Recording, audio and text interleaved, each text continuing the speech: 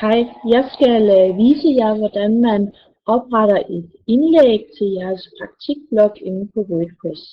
Det første I gør, det er at klikke på jeres praktikblog inde under oversigten, og den åbner så et nyt vindue. Når man kommer ind på sin praktikblog, så går man op, bare holder musen over, og ned ved New og Post.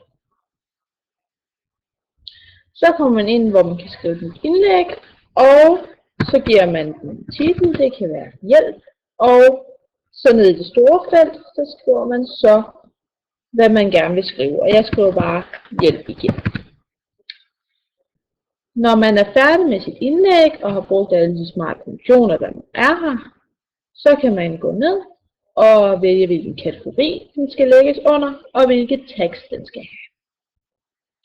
Når man er færdig, så klikker man på udgiv, og der går det så også tid, og så ser man så sit indlæg på bloggen.